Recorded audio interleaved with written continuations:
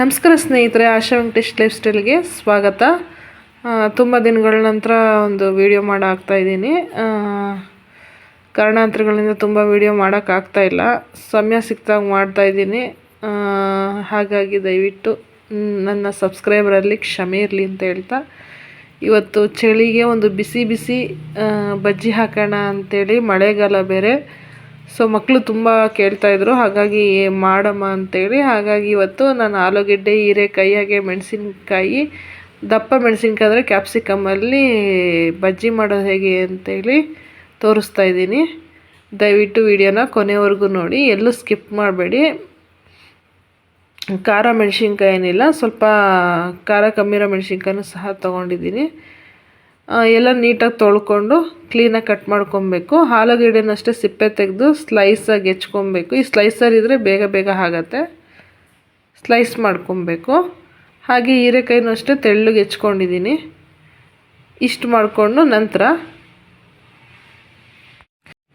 ಹಾಗೆ ಹಸಿ ಕಡಲೆ ಹಿಟ್ಟು, ನಾನು ಗಣೇಶ್ ಬ್ರ್ಯಾಂಡಿನ ತೊಗೊಂಡಿದ್ದೀನಿ. ಹಾಗೆ ಕಡಲೆ ಹಿಟ್ಟನ್ನು ತೊಗೊಳ್ತಾಯಿದ್ದೀನಿ. ಸುಮಾರು ಒಂದು 200 ಗ್ರಾಮ್ನಷ್ಟು ತೊಗೊಳ್ಳಿ ಕಡಲೆ ಹಿಟ್ಟು. ಹಾಗೆಯೇ ಅದಕ್ಕೆ 1.5 ಸ್ಪೂನಷ್ಟು ಅಚ್ಕಾರದ ಪುಡಿ, ಸ್ವಲ್ಪ ಹೋಮ್ ಕಾಳನ್ನ ಕೈಯಲ್ಲಿ ಹಿಂಗೆ ಉಜ್ಜಿಬಿಟ್ಟು ಹಾಕಿ ಚೆನ್ನಾಗಿರುತ್ತೆ. ಹಾಗೆ ಸ್ವಲ್ಪ ಅಡುಗೆ ಸೋಡಾನ ಸಹ ಒಂದು ಚಿಟಿಕೆ ಸೇರಿಸ್ಬೇಕು. ಹಾಗೆ ರುಚಿಗೆ ತಕ್ಕಷ್ಟು ಉಪ್ಪನ್ನು ಸಹ ಸೇರಿಸ್ಬೇಕು.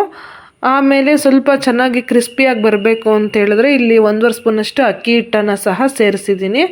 ಇಷ್ಟನ್ನು ಸೇರಿಸ್ಬಿಟ್ಟು ಚೆನ್ನಾಗಿ ಮಿಕ್ಸ್ ಮಾಡ್ಕೊಬೇಕು.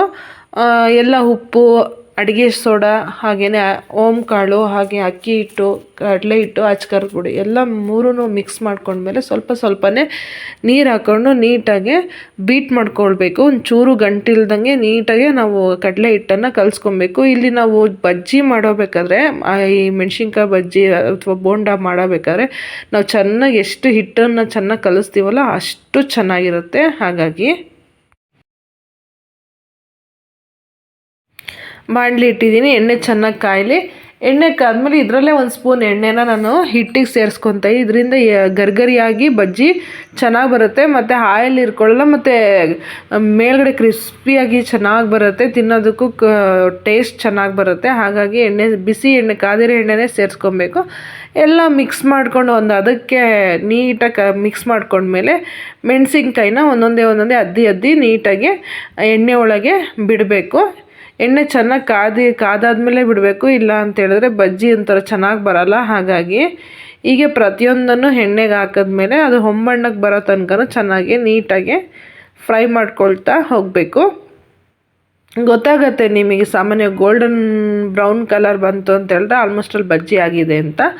ತದನಂತರ ಮಿಕ್ಕಿದಂತಹ ದಪ್ಪ ಮೆಣಸಿನ್ಕಾಯಿ, ಹಾಗೆ ಹೀರೆಕಾಯಿ, ಹಾಗೇನೆ ಆಲೂಗೆಡ್ಡೆ, ಈ ಎಲ್ಲ ತರಕಾರಿಗಳನ್ನ ಸಹಿತ ಹೆಚ್ಚಿಟ್ಕೊಂಡಿದ್ದೀವಲ್ಲ ಅವುಗಳನ್ನ ಸ್ಟೆಪ್ ಬೈ ಸ್ಟೆಪ್ಪು ಇದೇ ಥರನೇ ಬಜ್ಜಿನ ಹಾಕ್ಕೊಂಡು ಬೇಯಿಸ್ಕೊಳ್ತಾ ಹೋಗಬೇಕು. ನಮ್ಮ ಮಕ್ಕಳಂತೂ ತುಂಬಾ ಇಷ್ಟ ಬಜ್ಜಿ ಮಾಡ್ರೆ. ಅದರಲ್ಲಿ ಮಳೆಗಾಲದಲ್ಲಿ ಇಂಥದ್ದೆಲ್ಲ ತಿನ್ನಬೇಕು ಅನಿಸ್ತಿರುತ್ತೆ.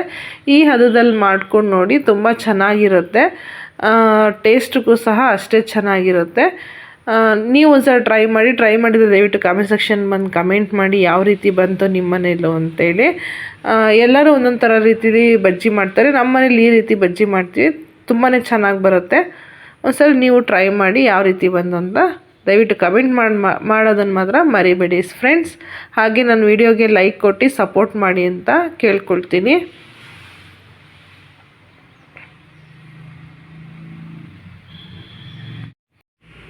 ಹಾಗೆ ತುಂಬ ದಿನ ಆದಮೇಲೆ ವೀಡಿಯೋಸ್ ಅಪ್ಲೋಡ್ ಮಾಡ್ತಾಯಿದ್ದೀನಿ. ಯಾಕೆ ಇಷ್ಟು ದಿನ ವೀಡಿಯೋಸ್ ಮಾಡ್ತಾಯಿಲ್ಲ ಅಂತೇಳಿ ತುಂಬ ಜನ ಕಮೆಂಟ್ ಮಾಡಿದ್ದಾರೆ. ಹಾಗೆ ಪರ್ಸ್ನಲಾಗಿ ಕೇಳಿದ್ದಾರೆ ಕೂಡ. ಈ ಒಂದೇ ಕಾರಣ ಫ್ರೆಂಡ್ಸ್, ತುಂಬ ಒಂದು ವರ್ಷಕ್ಕೆ 3000 ಗಂಟೆ ಕಂಪ್ಲೀಟ್ ಆಗಬೇಕು. ಬಟ್ ನಾನು 2750 ಗಂಟೆ ಆಗಿತ್ತು. ಇನ್ನು 250 ಗಂಟೆ ಕಂಪ್ಲೀಟ್ ಮಾಡಿದರೆ ನನ್ನ ಒಂದು ಚಾನಲ್ ಕೂಡ ಮಾನಿಟೈಸೇಷನಿಗೆ ಹೋಗೋದು. ಬಟ್ ಏನು ಮಾಡೋದು, ಆಗಲಿಲ್ಲ. ಆ ಟೈಮಿಗೆ ಕಂಪ್ಲೀಟ್ ಆಗಲಿಲ್ಲ, ವ್ಯೂಸ್ ಅಷ್ಟೊಂದು ಬರಲಿಲ್ಲ.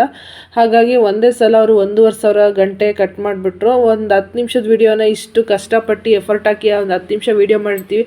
ಅಂಥದ್ದು ತುಂಬ ಜನ ನೋಡಿ ಅದೆಲ್ಲ ಗಂಟೆ ಕೌಂಟ್ ಆಗಿ ಅಂಥ ಗಂಟೆಗಳೆಲ್ಲ ಸೇರಿ ಒಂದು 3000 ಗಂಟೆ ಆಗಬೇಕು ಒಂದು ವರ್ಷದಲ್ಲಿ. ಅಂದರೆ ಎಷ್ಟು ಎಫರ್ಟ್ ಹಾಕಬೇಕು, ಅದು ಎಷ್ಟು ವ್ಯೂಸ್ ಹೋಗಬೇಕು ಅನ್ನೋದು ಆ ಯೂಟ್ಯೂಬ್ನಲ್ಲಿ ಯಾರ್ಯಾರು ವೀಡಿಯೋ ಮಾಡ್ತಾರೋ ಅವರೆಲ್ರಿಗೂ ಗೊತ್ತಿರುತ್ತೆ.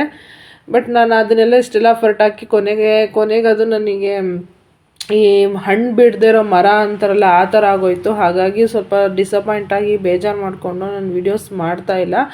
ಇದೇನಪ್ಪ ಅಂದರೆ ಇದು ನನ್ನ ಮಕ್ಕಳು ಖುಷಿಗೋಸ್ಕರ, ಅಮ್ಮ ನೀನು ಬಿಡಬೇಡ ಮಾಡ್ತಾಯಿರೋ, ಅಪರೂಪಕ್ಕೆ ಒಂದೊಂದು ವೀಡಿಯೋ ಹಾಕೋ, ಏನು ಮಾನಿಟೈಸೇಷನ್ ಆಗಲೇಬೇಕು ಅನ್ನೋದೇನಿಲ್ಲ, ಅಪರೂಪಕ್ಕೆ ಒಂದೊಂದು ವೀಡಿಯೋ ಮಾಡಾಕೋಣ ಅಮ್ಮ, ನಮ್ಮ ಖುಷಿ ಇರುತ್ತೆ, ನಮ್ಮ ಮೆಮೊರೀಸ್ ಇರುತ್ತೆ, ನಮ್ಮ ಚೈಲ್ಡ್ ಲೈಫಿಂದೆಲ್ಲ ಮೆಮೊರೀಸ್ ಇರುತ್ತೆ ಅಂತೆಲ್ಲ ಹೇಳಿದ್ರು. ಸೊ ಹಾಗಾಗಿ ಅವ್ರಿಗೋಸ್ಕರ ಈ ವಿಡಿಯೋನ ಮಾಡ್ತಾಯಿದ್ದೀನಿ. ಇನ್ನು ಮೇಯ್ನ್ ರೀಸನ್ ಬಂದ್ಬಿಟ್ಟು ನನ್ನ ಮಕ್ಳಿಗೋಸ್ಕರನೇ ಈ ವಿಡಿಯೋ ಮಾಡ್ತಾ ಇರೋದು. ಸೊ ಹಾಗಾಗಿ ಈ ವಿಡಿಯೋ ಮಾಡ್ತಾಯಿದ್ದೀನಿ, ಇಷ್ಟೇ ಕಾರಣ, ಇನ್ನೇನು ಇಲ್ಲ. ಈಗೆಲ್ಲ ಬಜ್ಜಿಗಳ್ನು ನಾನು ಕರ್ಕೊಂಡಿದ್ದೀನಿ, ತುಂಬ ಚೆನ್ನಾಗಿ ಬಂದಿದೆ. ಸೊ ಇದನ್ನೆಲ್ಲ ಕರೆದಾದ್ಮೇಲೆ ನನ್ನ ಮಗಳಿಗೆ ಟೇಸ್ಟ್ ಮಾಡೋದಕ್ಕೆ ಹೇಳ್ತೀನಿ ಯಾವ ರೀತಿ ಬಂತು ಅಂತೇಳಿ. ಅವಳು ಟೇಸ್ಟ್ ಮಾಡಿ ಹೇಳ್ತಾಳೆ.